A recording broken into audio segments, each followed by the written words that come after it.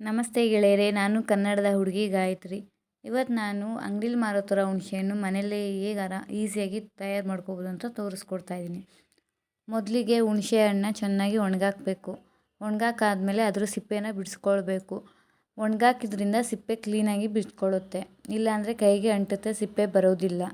ಆಮೇಲೆ ಸಿಪ್ಪೆ ಬಿಡಿಸ್ಬೇಕಾದ್ರೆ ಅದ್ರ ಹಿಂದ್ಗಡೆ ತೊಟ್ಟಿರುತ್ತಲ್ಲ, ಆ ತೊಟ್ಟನ್ನು ಹಾಗೇ ಬಿಡಬೇಕು. ಆ ತೊಟ್ಟನ್ನ ಬಿಡಿಸ್ಬಾರ್ದು. ಅದ್ರ ಸಹಾಯದಿಂದ ನಾವು ಹುಣಸೆಹಣ್ಣು ಚಚ್ಚಬೋದು.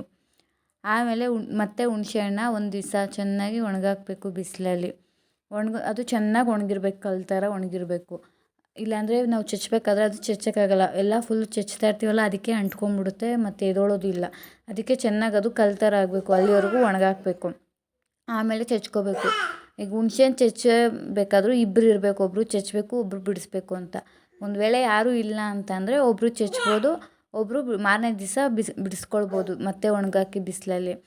ಆಮೇಲೆ ಅದು ಚಚ್ಚಾದ್ಮೇಲೆ ಮತ್ತೆ ಸ್ಟೋರ್ ಮಾಡ್ಕೋಬೇಕಲ್ಲ ನಾವು ಬಾಕ್ಸ್ಗೆ. ಆವಾಗ ಏನು ಮಾಡಬೇಕು, ಕ್ಲೀನಾಗೆ ಹುಣಸೆಹಣ್ಣು ಬೀಜ ಆಗಿರ್ಬೋದು, ಬೇರಾಗಿರ್ಬೋದು, ಯಾವುದನ್ನು ಸಹ ಅದ್ರಲ್ಲಿ ಬಿಡೋಂಗಿಲ್ಲ.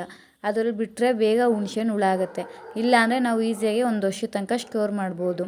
ಆಮೇಲೆ ಅದು ಹುಣಸೆಹಣ್ಣು ಬಿಡಿಸ್ತೀವಲ್ಲ, ಎಲ್ಲ ತೆಗ್ದು ಬಿಡಿಸ್ಮೇಲೆ ಅದನ್ನು ಉಲ್ಟಾ ಮಾಡಬೇಕು. ಉಲ್ಟಾ ಮಾಡಿದ್ರೆ ಸೇಮ್ ಅಂಗಡಿಲಿ ಸಿಗುತ್ತಲ್ಲ ಹಾಗೆ.